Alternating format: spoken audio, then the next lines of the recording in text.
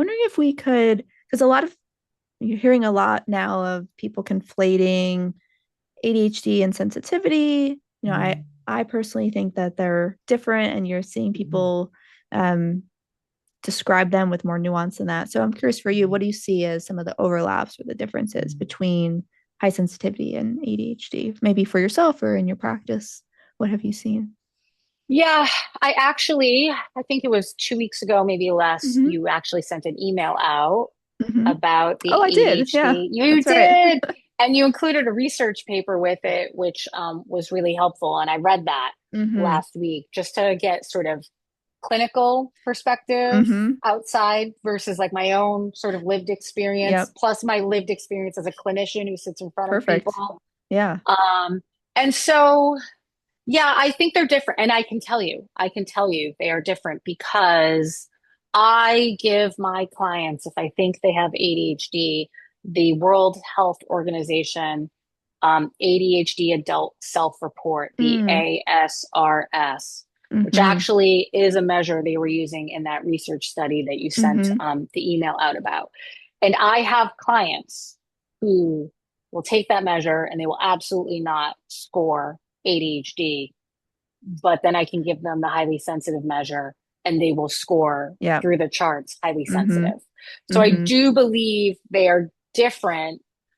My just anecdotal evidence, I do think, and they even talked about this in the research paper, I think neurodivergent people are maybe more likely to also be highly sensitive, Hmm. That would make sense. right? Yep. That's just my hypothesis. I don't think they all are, but I think Hmm. there's like a predisposition if you're neurodivergent that there's a tendency that you could also be highly sensitive. And when I think about the differences, I think often with ADHD, if it's just ADHD and there's not a sensitivity, we're looking more at those executive functioning Hmm. challenges. Um, I think that restlessness. So I don't know who your population of people listening is. I know some of them are clinicians, some Some, may but not some, be. but not all. Yep. Hmm. Okay. So for those of you who are not clinicians, there's three types of ADHD. You Hmm. have your inattentive type, which I think of as more like easily distracted, sort of space cadet stereotype, Yeah. Head in the daydreamer. clouds. Yeah. Yes, Hmm. right.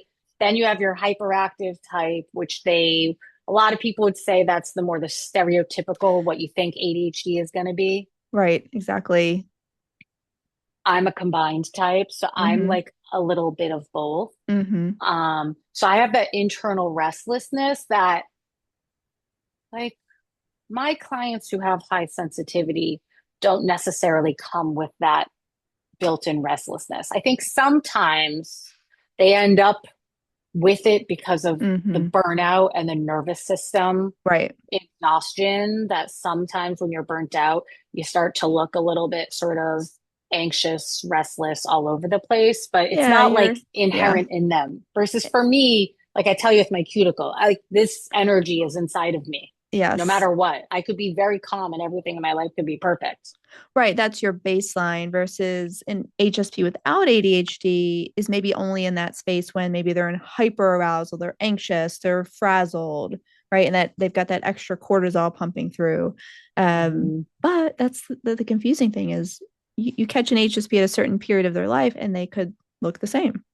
Absolutely. Yeah. Yeah, absolutely. And then I think honestly, if I'm looking for like differentiating factors, is Mm-hmm. it ADHD versus highly sensitivity? I really look at the working memory stuff because I think Mm. that's pretty telltale. And in the book ADHD 2.0, so this is Yes. not in the DSM-5 at all, but Yep. they talked about how there's some research that was coming out at that time that ADHD people, they have like slightly different cerebellums, which is the part of your brain responsible Mm. for movement Mm. and balance. Yes. And so they hypothesized that that part of the brain may actually also be associated with sort of mental and emotional balance, not just actual physical balance and Mm. proprioception. That makes sense.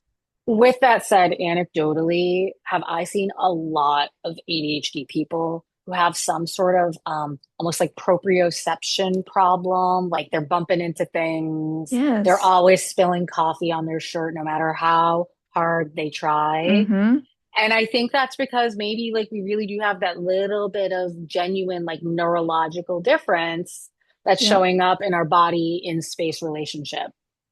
That makes sense because I can almost clock someone who has ADHD, at least the hyperactive type, because their bodies seem to be in a space differently. The way they move, the way they Hmm. relate to objects in the space. Hmm. I couldn't quite put my finger on it, but that makes sense. That the Hmm. cerebellum is wired maybe differently, where they're reacting to their physical spaces, and of course, then that would spill over to the emotional experience. Makes Yeah, a and lot of sense. yeah, and then coming back to like similarities and reflecting on this, Mm-hmm. and that research paper was talking about highly sensitive people and their response to environments, and Mm-hmm. also bringing in some comparison with neurodiverse people. Mm-hmm. And that research paper showed us, not surprisingly to you, I think, or to me, that highly sensitive people are especially, I want to call it susceptible to their environments or Yeah. influenced by their environments, Mm-hmm. where negative environments make you much more vulnerable to stress and anxiety and burnout. Mm-hmm.